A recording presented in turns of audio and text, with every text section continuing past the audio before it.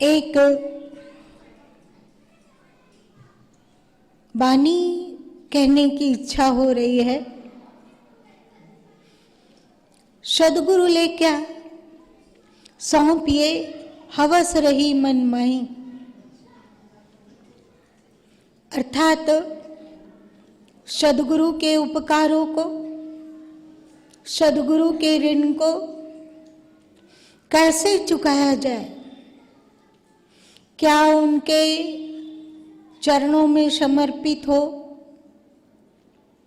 जो भी समर्पित करने की इच्छा होती है वह नश्वर वस्तु है और सद्गुरु से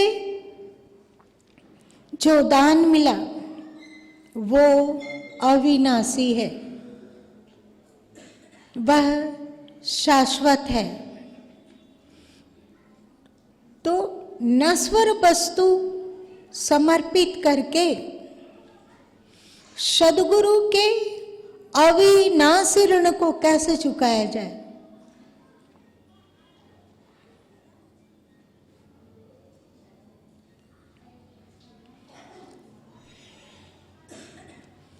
प्रिय आत्माओं,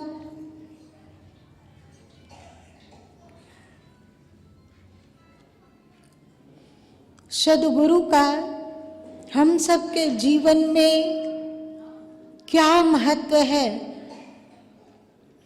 या आप यदि अपने आसपास के लोगों की ओर नजर उठाकर देखेंगे तब पता चल जाएगा।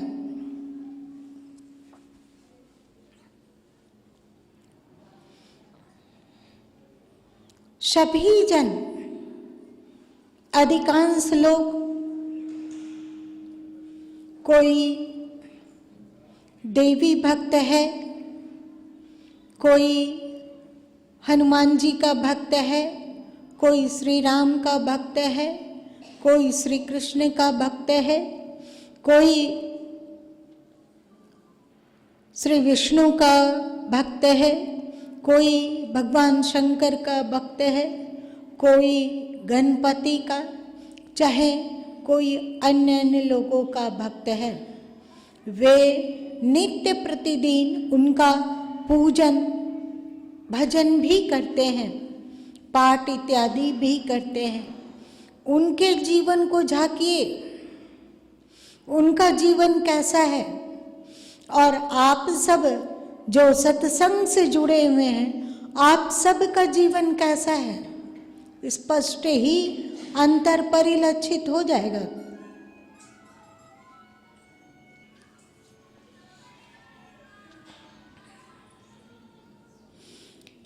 गुरु बिना ना ज्ञान मिल सकता है, ना गुरु बिना मोक्ष मिल सकता है। गुरु केवल युक्ति ही नहीं बताते, प्रत्युत अपनी अंगुली भी बढ़ा देते हैं कि ले बेटे, मेरी अंगुली को पकड़ और साथ चल, जिस ओर मैं ले चल रहा हूं उस ओर चल। ऐसा दुनिया में कोई नहीं है जो अपनी अंगुली दे दे और कहे बे बच्चे मेरी अंगुली पकड़ ले, मैं तेरा उद्धार करूंगा। कौन कहता है? कौन सा विग्रह, कौन सी मूर्ति, कौन से देवी देवता? पर सद्गुरु ये कहते हैं बस एक ही बात कि तू मेरी अंगुली को पकड़े रहा, छोड़ना मत।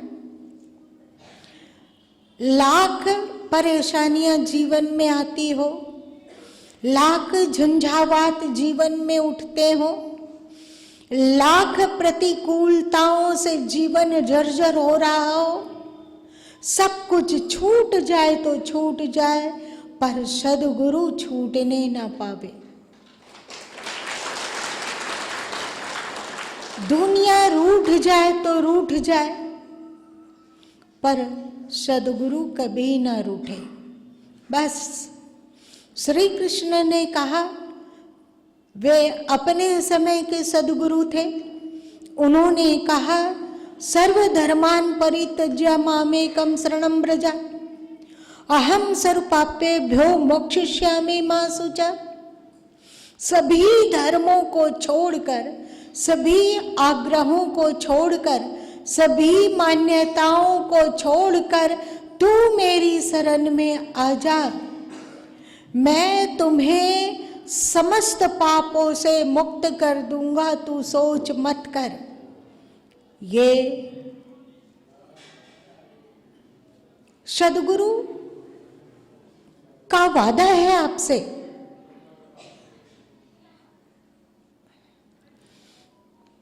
इसीलिए भगवान शंकर स्कंद पुराण के अंतर्गत अपने गुरु गीता में कहते हैं, गुरु भक्ति सदा कुर्यात् श्रेयसे भूयसे नरः, गुरु साक्षात् पार ब्रह्म।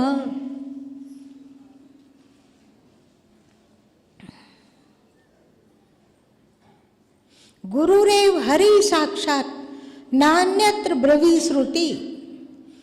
गुरु की भक्ति सदा करो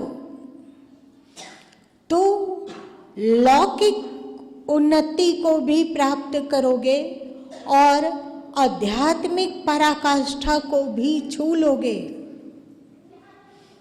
गुरुरेव हरि साक्षात, क्योंकि वे साक्षात हरि हैं, अथवा दूसरे शब्दों में आप कह सकते हैं कि उनके अंतस में, उनके जीवन में साक्षात परमात्मा प्रकट है।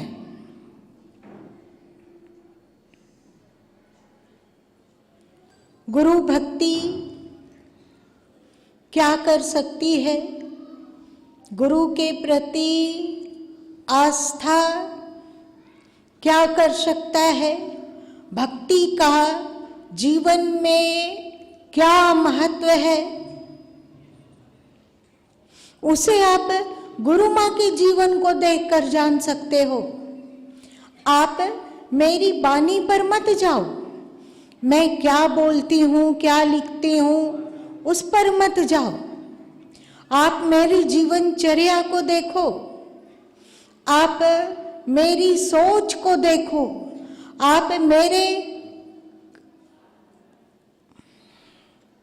आप मुझसे हो रहे कर्तव्य कर्मों को देखो, उसकी क्वालिटी को तौलो।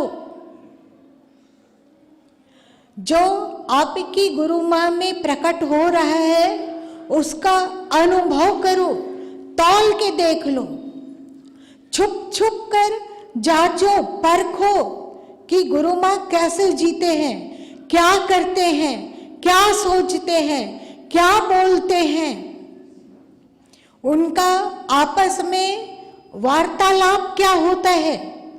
बढ़िया से जांचो, परखो।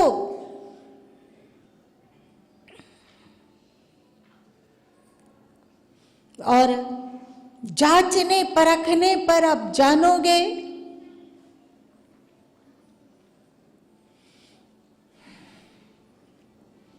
कि वे तो कुछ विलक्षण ही तथ्य हैं। ये विलक्षणता मुझ में नहीं है, ये विलक्षणता सद्गुरु की कृपा से आई है। ऐसा नहीं कि गुरु माँ बोल रहे हैं सत्य बोलो और स्वयं झूठ बोल रहे हैं, ऐसा नहीं है। ऐसा भी नहीं है कि गुरु माँ कहते हैं सबसे प्रेम करो और स्वयं किसी से नफरत कर रहे हैं, किसी के राग द्वेष के पचड़े में पड़े हुए हैं, ऐसा नहीं है। आप उनके अंतस में झांक कर देखो। वे अपने उपदेश में कहते हैं कि राग और द्वेष से ऊपर उठो, राग द्वेष को अपने ऊपर हावी मत होने दो। ऐसा नहीं है कि गुरु माँ केवल बोल रहे हैं, आप उनके जीवन में झांक कर देखो, उनके निकट कुछ दिन रह कर देखो, अनुभव करो कि वे राग द्वेष से ग्रसित हैं या नहीं है। गुरु माँ कहते हैं कि समता बहुत कीमती है। जो जन भींगे राम रस विकसित कबहु न रुख। जो राम रस में भींग जाता है वह सदैव विकसित मतलब प्रफुल्लित रहता है, खुश रहता है, प्रसन्न रहता है, आनंदित रहता है, कभी दुखी नहीं होता। तो आप सदगुरु माँ के जीवन में झांक कर देखो कि वे कब कब दुखी होते हैं, और यदि दुखी होते हैं तो वो कितना दिन टिकता है और दुखी क्यों होते हैं। क्या उनका पांव दुख रहा है इसीलिए दुखी है? क्या उनके शरीर में कोई पीड़ा है इसलिए दुखी है? क्या उन्हें उनका किसी ने अपमान कर दिया इसलिए दुखी हैं? अथवा वे कुछ करना चाहते हैं और नहीं कर पा रहे हैं इसलिए दुखी हैं? किस लिए दुखी हैं? और जब आप उनके दुख की क्वालिटी को पहचानने का प्रयत्न करोगे तो पता चलेगा। वो जब तक निकट नहीं आओगे तब तक भाफ नहीं सकोगे। वे दुखी होते हैं पर उनका अपना कोई दुख नहीं है। जीवन है तो भी वाह वाह, और जीवन न रहता हो तो भी वाह वाह। वे दुखी होते हैं आप सबों के लिए। यदि आप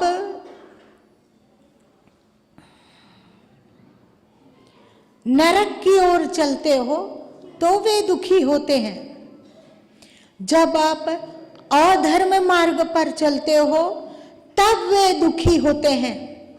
आप जब दुखी होते हो तो आपके दुखों को देखकर वे दुखी होते हैं।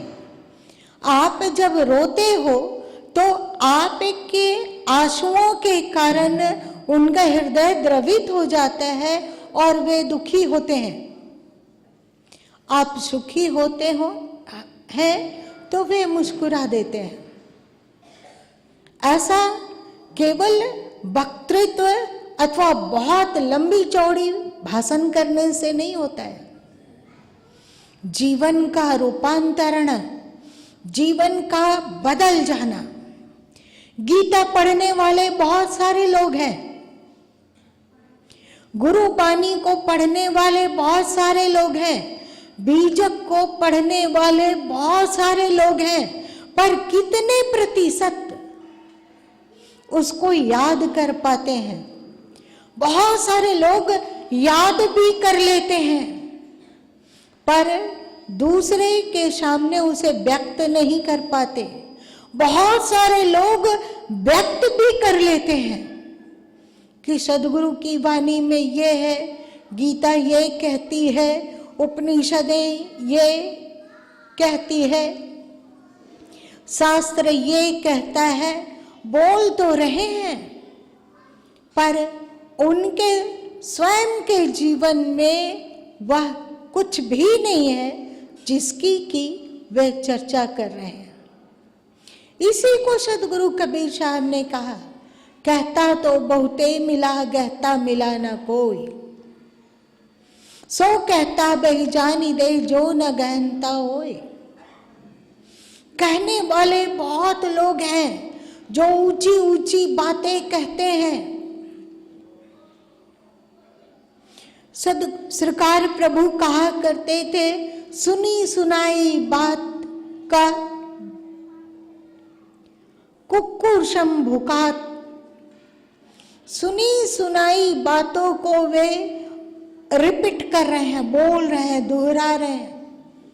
उनके जीवन में उसकी छटा, उसकी छींटें कुछ भी अनुभूत नहीं होती। और सदगुरु माँ ने अनुभव किया, एक एक उपदेशों को पकड़ना आसान नहीं है। कि गीता ये कह रही है, बीजक ये कहता है, इस बात को अपनाना है, उस बात को अपनाना, उस बात को अपनाना है।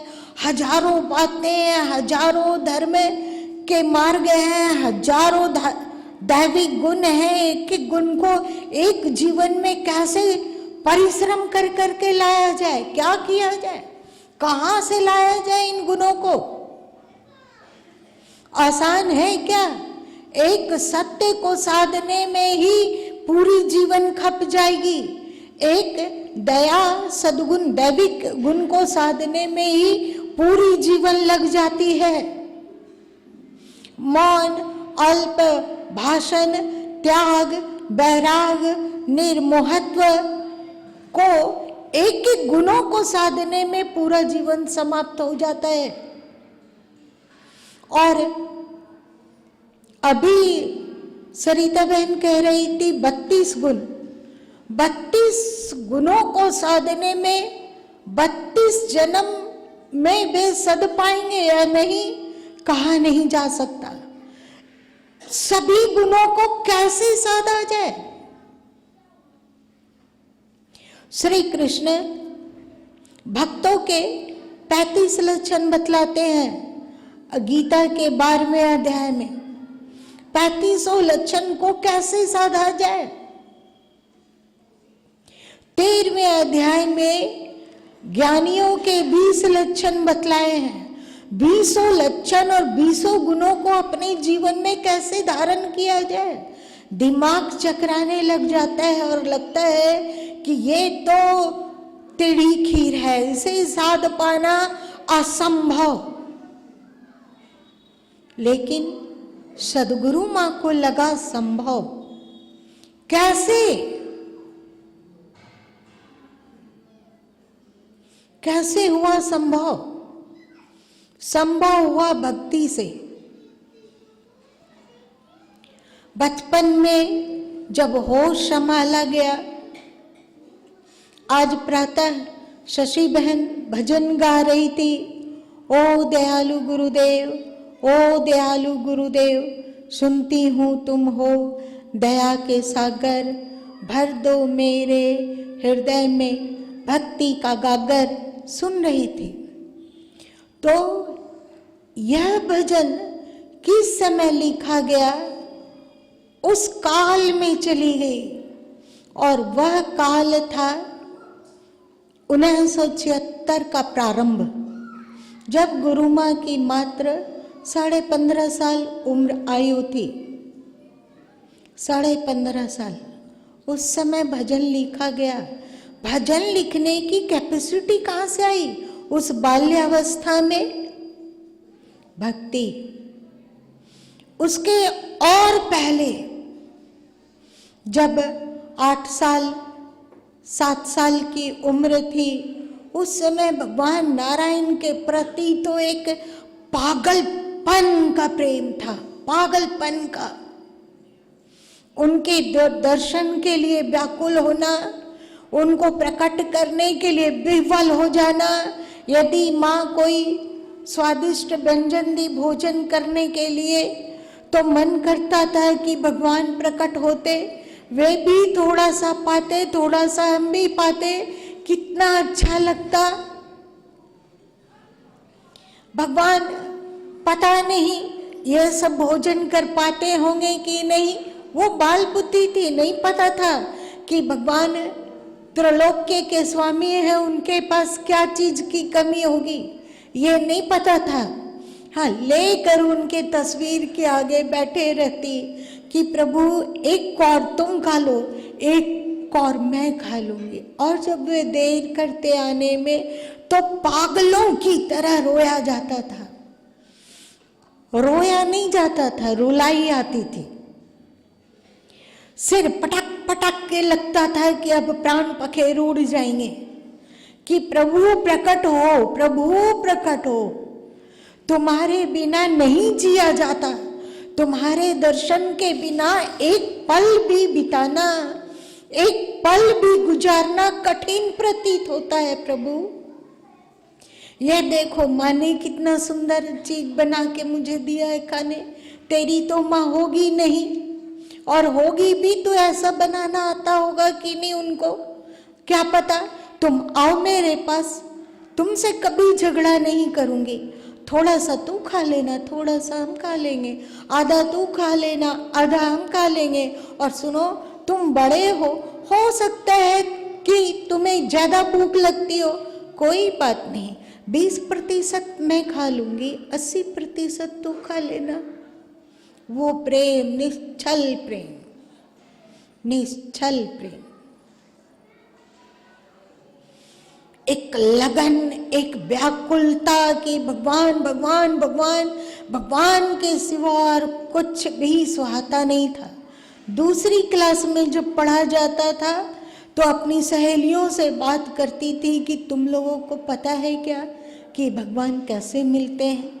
तो एक सहेली का दांत टूट गया था, उसने अपनी झेप मिटाने के लिए गुरु माँ को कहा कि दांत टूटते ही के साथ भगवान प्रकट हो जाते हैं। और गुरु माँ दौड़ पड़े घर, स्कूल और घर आमना सामना था।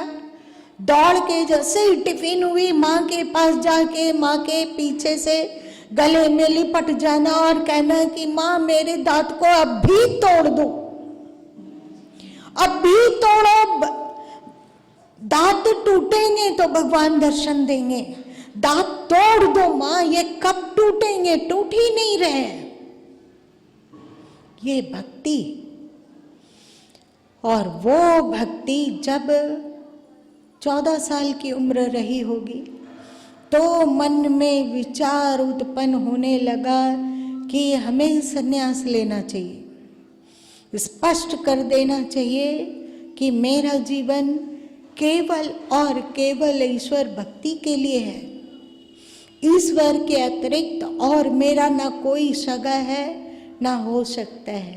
मेरे तो गिरधर गोपाल दूसरों न कोई, मीरा के शब्दों में शब्द मिलाकर गाया गया था, मेरे तो गिरधर गोपाल दूसरों न कोई। गुरु माँ क्योंकि बचपन में भगवान नारायण के प्रति अटूट भक्ति थी और एक पागलपन की दीवानगी थी। वैसा प्रेम कोई किसी से करता है कि नहीं सो मुझे नहीं पता, पर ऐसा प्रेम कि लगता था कि कोई हृदय को गीले कपड़े की तरह निचोड़ रहा हो। प्रभु प्रभु पुकार पुकार के पागलपन।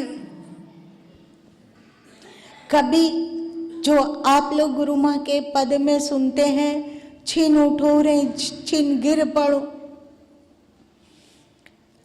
कभी उठना और कभी गिरना,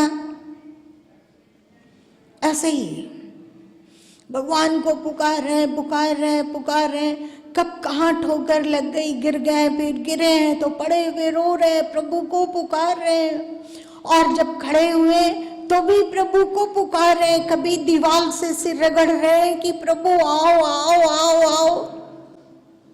ऐसा प्रेम। गुरु माँ को ये कबीर पंथ कभी भी अच्छा नहीं लगता था।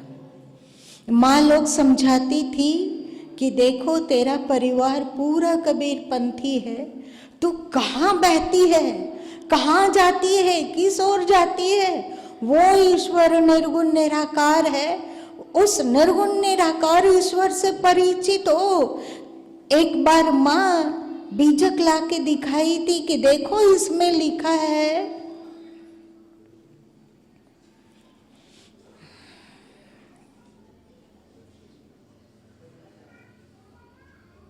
दशरथ सूत राम ही सुमरे, जो सुमिरे सो अंधा। तुम मोहे ब्रह्मा विष्णु महेशा पार्वती सुत मोहे गणेशा, इन मरण धर्म के पीछे क्यों पड़ी है, परमात्मा से परिचित हो। उस समय गुरु माँ अपनी माँ को बोले थे कि माँ इस बीजक को अपने पास रखो, हमें इसकी आवश्यकता नहीं है। परमात्मा वो मेरा ईश्वर, वो मेरा प्यारा चाहे नासवान है, मरण धर्म है कि क्या है, उससे हमें कोई मतलब नहीं है। बस उनसे प्रेम है और प्रेम है और प्रेम है। मैं संन्यास लेना चाहती थी कहीं अन्यत्र, जहाँ साकार की उपासना हो, जहाँ भगवान नारायण की भक्ति किया जा सके। ऐसा नहीं है कि बचपन में गुरु माँ को निर्गुण निराकार से परिचय नहीं था। निर्गुण निराकार में से परिचय होते हुए भी निर्गुण निराकार का ही एक अस्थायी रूप के रूप में श्री विष्णु को देखा जाता था। तो इस विष्णु भक्ति के कारण कहीं अन्यत्र संन्यास लेना चाहती थी, और वहां संन्यास लेना मेरे लिए बहुत सरल और सुगम था।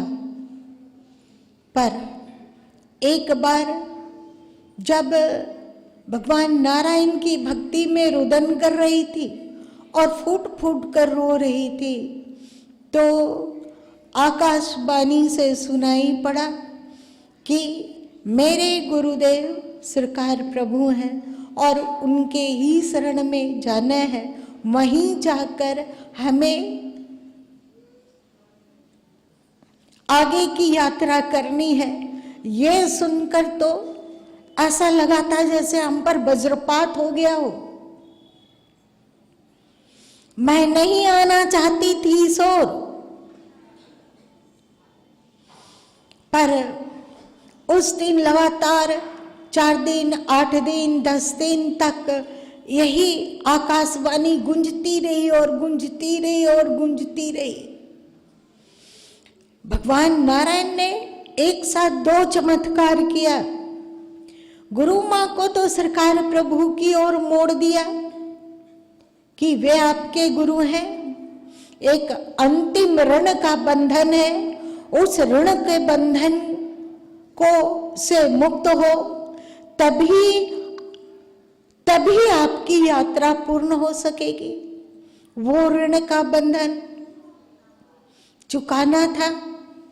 इधर भगवान नारायण ने सरकार प्रभु की ओर हमें प्रेरित किया, और इधर सरकार प्रभु एकदम अटल वज्र की तरह कि नहीं बाबा, कबीर पंथ में तो कोई नारी जाति संन्यास लेती ही नहीं है। वे सरकार प्रभु परिवार वालों से कहते कि मेरे लिए ये सिर्फ दर्द बन गए हैं, कभी लगता है कि मारकर इन्हें कहीं खेत खलियान में गाड़ दिया जाए, कैसे इनसे पिंड छूटे।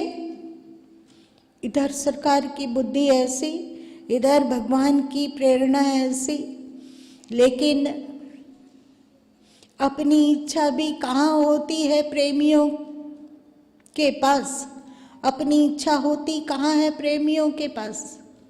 गुरु माँ ने ईश्वर से प्रेम किया, भगवान से प्रेम किया, उन्होंने ऋण चुकाने के लिए सरकार प्रभु की ओर प्रेरित किया। सरकार प्रभु हैं कि शरण लेने को तैयार नहीं, दीक्षा देने तक को भी तैयार नहीं, कि कम से कम एक साधारण दीक्षा जो आज के समय में सबको सुलभ है वो भी तैयार नहीं, कि बेटियों को दीक्षा नहीं दिया जा सकता, बेटियां पता नहीं कहाँ जाएगी, वहाँ उनके परिवार में कौन किसको मानने वाले होंगे, दीक्षा देने को भी तैयार नहीं। तब पहला गुरु भक्ति का भजन लिखाया था 75 में, जब 14.5-15 साल की अवस्था रही होगी। ओ दयालु गुरुदेव, ओ दयालु गुरुदेव, ले ले मुझको अपनी शरण में। उस समय की व्यथा और पीड़ा और पुकार एक टीस बनकर गुरु माँ के पदों में झलकता है। ईश्वर के प्रति भक्ति जहाँ झलकती है, वहीं सद्गुरु के प्रति भक्ति भी झलकती है। और जब सदगुरु की ओर आया गया तो भगवान नारायण के प्रति जो हमारी पुरानी प्रीति थी उसको एक साइड किया और सदगुरु की भक्ति में डूबी। उनको क्या पसंद है, क्या नहीं पसंद है, कैसा बोलना पसंद है, कैसा चलना पसंद है, कैसा सोचना पसंद है, कैसे उनके अनुकूल चला जाए, कैसे उनकी प्रसन्नता के अनुरूप जीवन बने, बस एकमात्र इसी में तपा गया, इसी में खपा गया। और मैं आप सबों को बताती हूँ, योग के गूढ़ रहस्य बहुत अंदर से उफन के आने लगे इस भक्ति के कारण। गोविंद के प्रति भक्ति और सदगुरु के प्रति भक्ति के कारण अद्भुत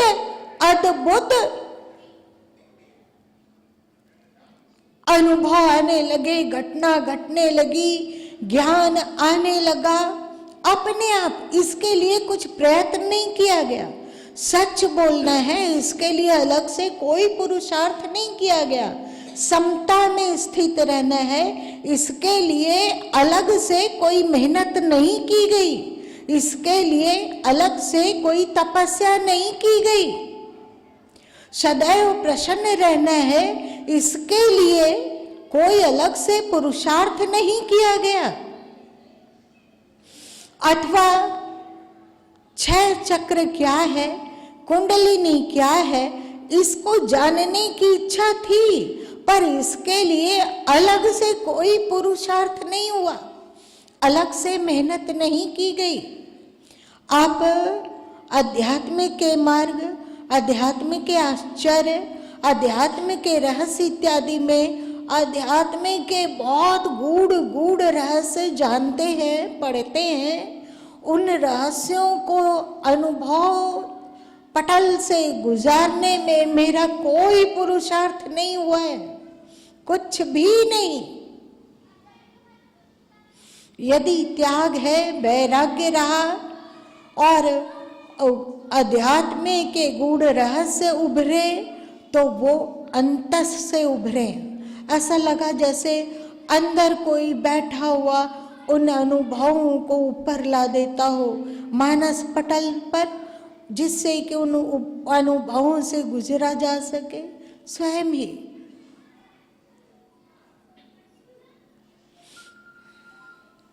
ये सब कैसे? आप गुरु माँ के जीवन में झांको,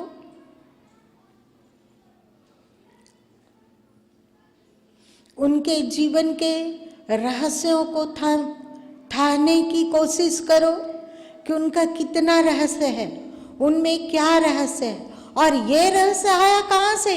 ये रहस्य मेरा नहीं है, ये रहस्य हमें मिला गुरु और गोविंद की भक्ति से। एक साथ ऐसा लगा जैसे संपूर्ण अस्तित्व ही बरस पड़ा हो गुरु माँ पे। कभी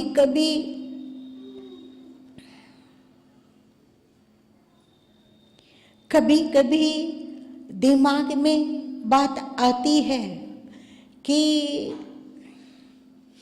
बहुत कम लोग जान पाएंगे कि गुरु और गोविंद की भक्ति से गुरु माँ को क्या मिला है। उनमें उनकी गहराई को बहुत अल्प लोग ही थोड़ा सा भी जान पाएंगे।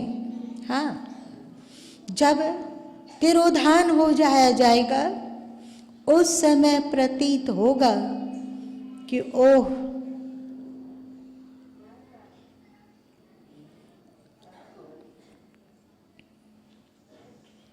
पूरा लाभ क्यों नहीं लिया गया।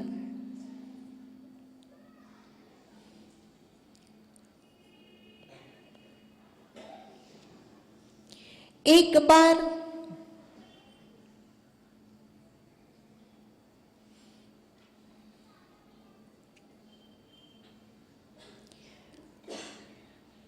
बीजक में पढ़ा गया, पक्षी खोज मीन को मारक।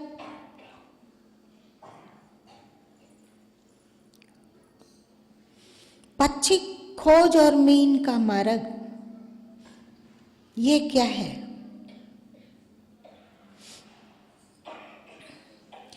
सरकार प्रभु ने हमें बहुत उपदेश नहीं किया है, कुछ भी रहस्य को अपनी वाणी के द्वारा बोलकर नहीं बताया है।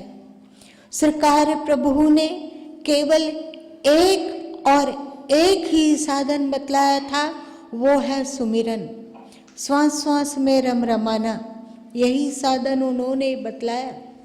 और ना गुरु माँ ने उनसे कभी कोई साधना की चर्चा की और ना उन्होंने कोई साधन बतलाया।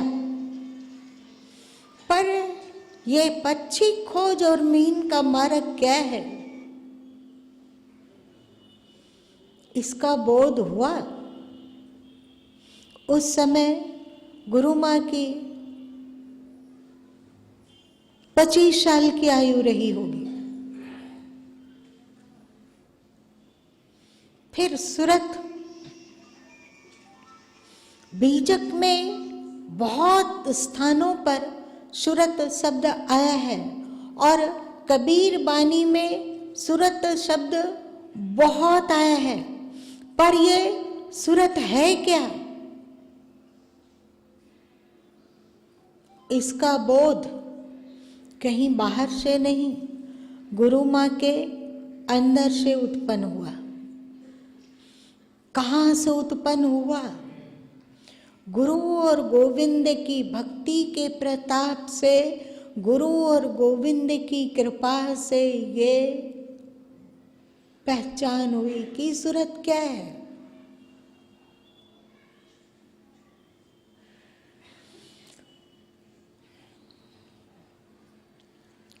सदगुरु कबीर साहब ने बीजक में कहा, त्रिकुटी मध्य मांदर बाजे, औघट अंबर चीजे। ये मांदर बजना क्या होता है?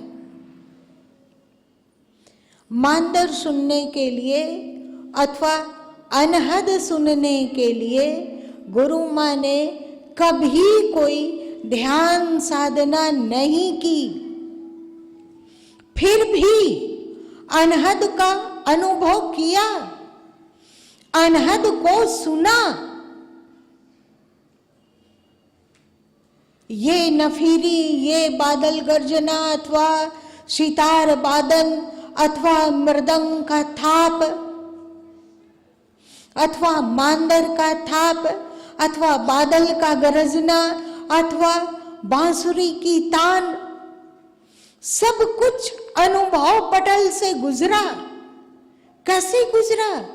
हमने तो कुछ नहीं किया, कोई तप नहीं, कोई साधन नहीं, कुछ भी नहीं, तो किया क्या? बस इतना ही किया कि गुरु गोविंद के चरणों में अपने मैं को रख दिया। गुरु और गोविंद के चरणों में अपने मैं को रख दिया। उसके बाद मेरी इच्छा कुछ भी नहीं, मेरी प्रसन्नता कुछ भी नहीं, मेरी अनुकूलता कुछ भी नहीं, गुरु और गोविंद की अनुकूलता में ही अनुकूलता है। गुरु और गोविंद की प्रसन्नता ही अपनी प्रसन्नता हो गई। इसके कारण अनुभव किया। अनाहत नाद क्या होता है? जिसे आदि नाम कहा गया, जिसे सदगुरु कबीर साहब ने राम शब्द से पुकारा, जिसे उपनिषद प्रणव कहता है, जिसे संत सतनाम कहकर पुकारते हैं, जिसे आदिनाद कहा जाता है, वह है क्या? कोई साधन नहीं, कोई ध्यान नहीं।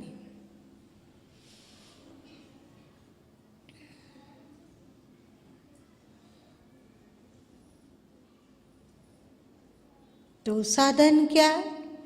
मेरे तो गिरधर गोपाल दूसरो न कोई, यही एक साधन। भक्ति ही साधन। इस यह अनाहत नाद, यह प्रणव नाद कहाँ से उत्थित हो रहा है, उसका भी अनुभव किया।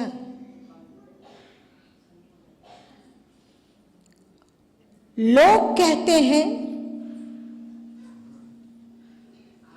बहुत सारे लोग योगियों के ग्रंथों को पढ़कर, योगियों के पुस्तकों को पढ़कर बोल सकते हैं, दावा कर सकते हैं कि मैंने अनहद को सुना है, मैंने अनाहत को सुना है, मैंने प्रकाश का साक्षात्कार किया है, मैंने अस्तित्व में छपाका लगाया है। वे बोल सकते हैं, दंभ कर सकते हैं कि हमने अनुभव किया, हमने अनुभव किया। पर याद रखो,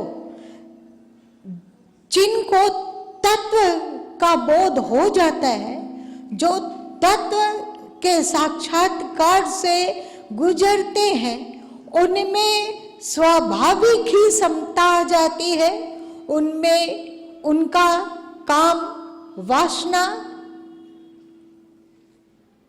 शून्य हो जाता है, उनके भीतर क्रोध की ग्रंथि नहीं रह जाती, उनमें लोभ नहीं होता, उनमें मोह नहीं होता है, उनमें अहंकार नहीं होता है, उनमें ईर्ष्या नहीं होती है और उनमें राग द्वेष नहीं होता है।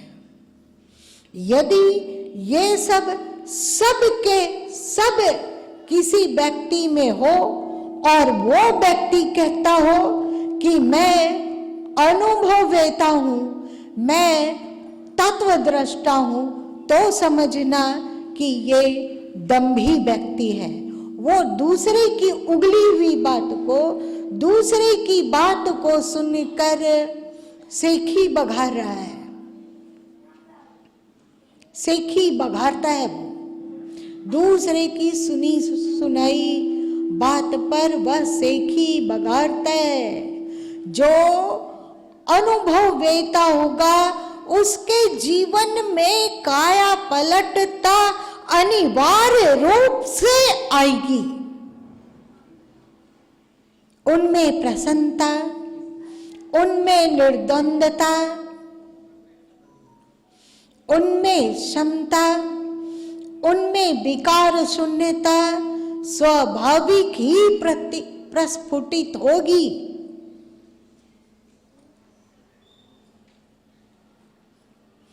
एक बार बीजक के 42वां शब्द और 113वां शब्द, झूठे जनी पतियाओ सुनो संत सुजाना, घटई में ठकपूर है मत खोआ पाना। और बीजक के कई स्थानों में कहा गया कि उस अस्तित्व में ना रात है, ना दिन है, ना दुख है, ना सुख है। वो अस्तित्व ना काला है, ना गोरा है। वो अस्तित्व न स्त्री है, न पुरुष है। उस अस्तित्व का कोई आकार नहीं है। उस अस्तित्व में दिन और रात नहीं होता है। उस अस्तित्व में किसी तरह का कोई उठा पटक नहीं है, न चंचलता है, न एकाग्रता है, न दुख है, न सुख है। वो अस्तित्व है कैसा? उस अस्तित्व का अनुभव करने के लिए अलग से कोई प्रयत्न नहीं किया गया। अभी के समय में गुरु माँ से बहुत अधिक आश्रम के अन्य आश्रमवासी साधन, ध्यान, भजन, तप, पाठ, पूजा करते हैं। इन लोगों की तुलना में इन लोगों के पुरुषार्थ के आगे गुरु माँ का तो पुरुषार्थ बिल्कुल एक बाल इतना भी नहीं है।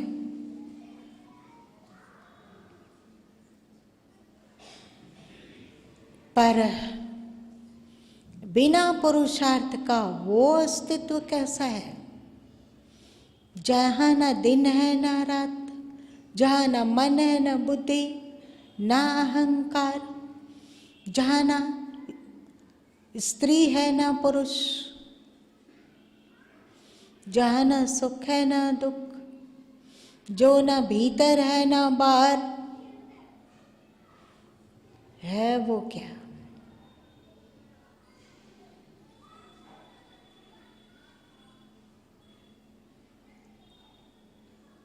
उस अस्तित्व में छपाका। अब गुरु माँ ने इसका रहस्य उद्घाटन किया तो बहुत सारे लोग इस रहस्य को अपने वक्तव्य में, अपने उपदेशों में लाएंगे, पर ये उनका अर्जन किया हुआ धन नहीं है।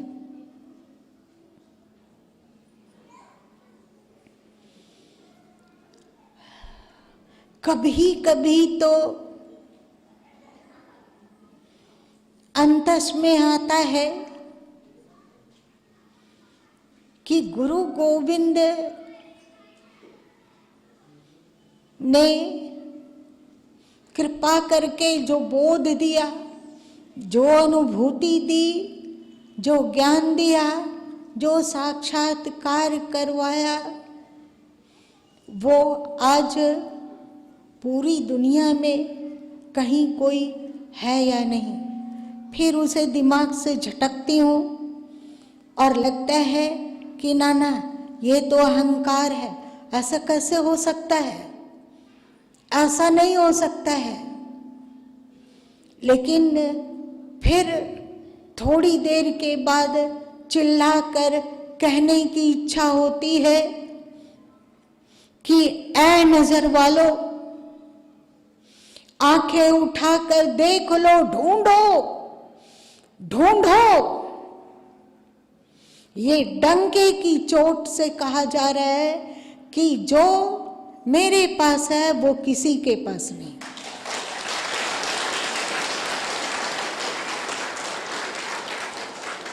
फिर उसे मानस पटल से धकेलती हूं कि नहीं, ये उचित नहीं, ये अहंकार है, ये अहंकार है। लेकिन गुरु गोविंद की कृपा पुनः उस स्थिति में आरूढ़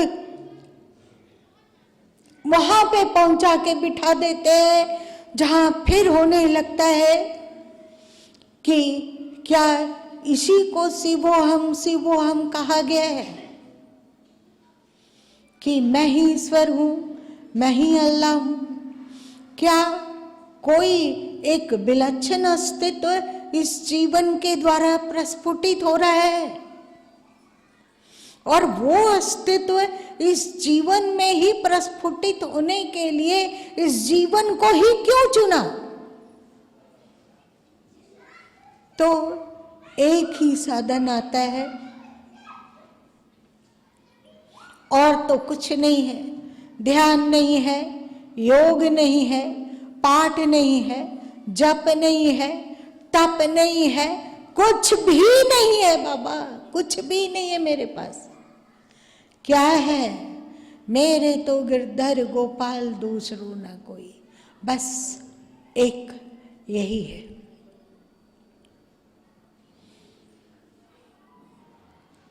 कि माता पिता भाई बंधु सखा सब कुछ वही है।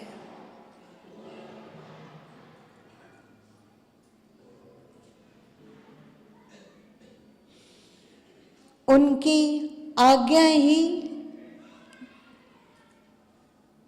मेरे जीवन का मूल मंत्र है। उनकी प्रसन्नता ही मेरी सबसे बड़ी साधना है।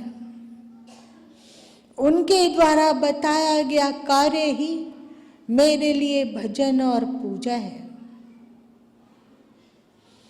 लोगों को लगता है कि गुरु माँ कभी यहाँ व्यस्त हैं, कभी वहाँ व्यस्त हैं, पर सच कहूं वो कर्म चाहे गमलों को सजाना हो, चाहे आश्रम का निर्माण हो, चाहे खेत बाड़ी हो, चाहे गौ की सेवा हो, चाहे उपदेश करना हो, सब कुछ उनके साक्षत्व में होता है। वो कर्म है ही नहीं। इसीलिए गुरु माँ के एक पद में गाया हुआ है कि कर्म करूं और रहूं अकर्मी, ऐसी युक्ति सिखलाया। कर्म करूं और रहूं निकर्मी, ऐसी युक्ति सिखलाया। सद्गुरु ने उपदेश नहीं दिया तो क्या हुआ? उन्होंने करुणा करके बहुत कुछ दिया। भगवान ने स्पष्ट रूप से हाथ में कुछ ना रखा तो क्या हुआ? गुरु और गोविंद की कृपा ने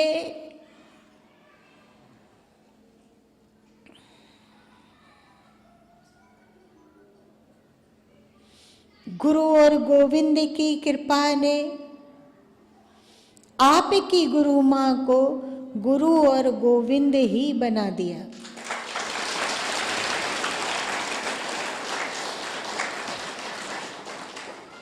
अब इस जीवन से दावा नहीं है, इस जीवन पर दावा नहीं है।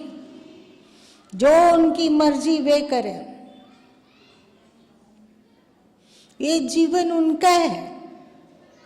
उनको अधिकार है कि वे क्या कराना चाहते हैं। ये तो यंत्र है, वे यंत्री है। जैसे नचाएंगे वैसे नाचा जाएगा।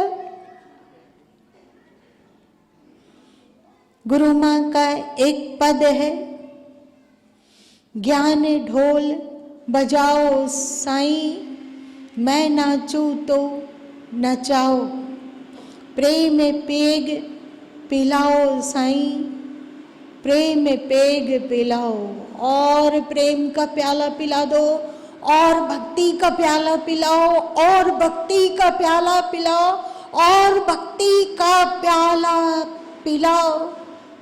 उसमें कहा गया, मैं मरूं तू निज को पालो। इस गुरु माँ के पद में कहा गया, मैं मरूं तू निज को पालो। इसके भीतर जो मैं करने वाला है वो मर जाए और तू अपने आप को प्राप्त कर लो। क्योंकि जब तक मैं का दावा है तब तक ईश्वर उस काय कलेवर को अपना डेरा नहीं बनाता, अपना सिंहासन वहां नहीं बिछाता।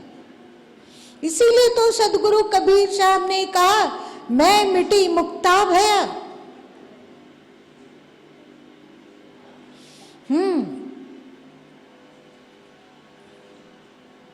समय अल्प है।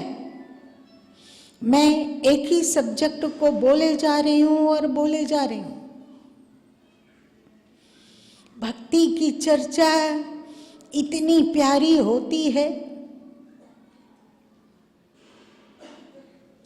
यदि आपका संसार के प्रति आकर्षण है, यदि संसार का मोह, संसार का कोई आकर्षण आपको अपनी ओर खींचता है, तब तक जानो कि आप में ठीक ठीक से भक्ति प्रस्फुटित नहीं हुई है। कोई चीज का भी आकर्षण हो, चाहे रुपया का हो, पैसा का हो, स्त्री का हो, पुरुष का हो, मान प्रतिष्ठा का हो, ऐशो आराम का हो, सुख सुविधा का हो, किसी चीज का भी आकर्षण हो तो समझना कि अभी तुम में कमी है। क्योंकि सदगुरु कबीर साहब स्वयं अपने मुखारबिंद से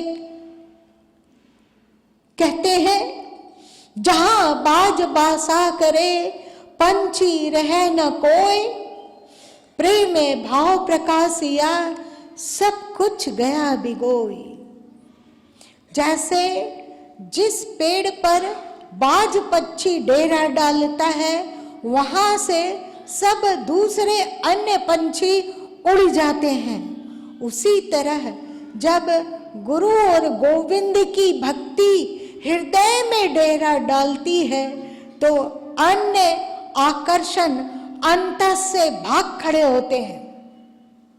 एक पहचान है। देखो,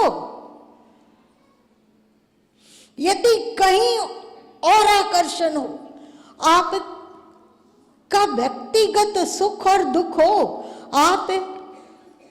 आपकी व्यक्तिगत खुशी और गम हो, तो मतलब आपका सुख दुख अभी जिंदा है। मतलब है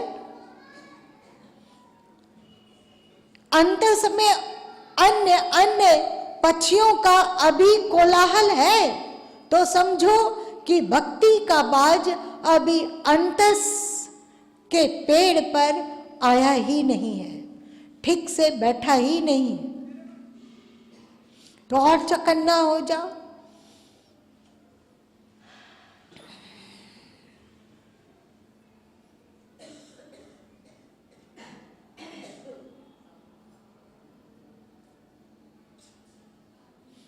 और सदगुरु से प्रार्थना करो।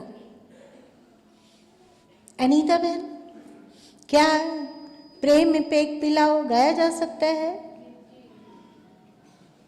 सब मस्ती में डूबो और भगवान से प्रार्थना करो, सदगुरु से प्रार्थना करो कि एक और प्याला पिला दो भक्ति का, एक और प्याला पिला दो गुरु गोविंद के प्रेम का। मैं नाचूं, तू नचाने वाला बन जा।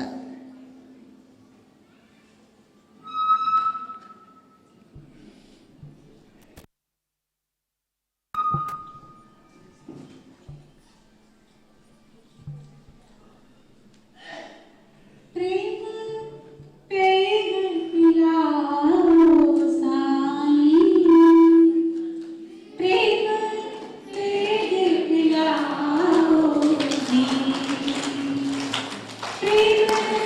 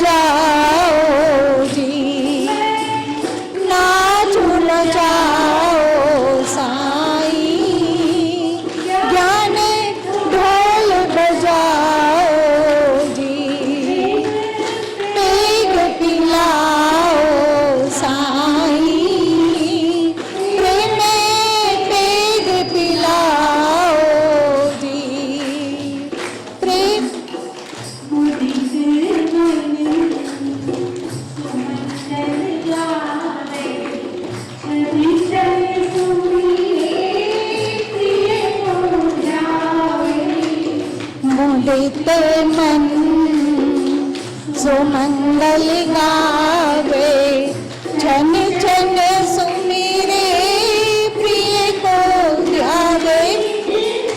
मैं तुम गाओ साईं, प्रेम जोत जलाओ जी।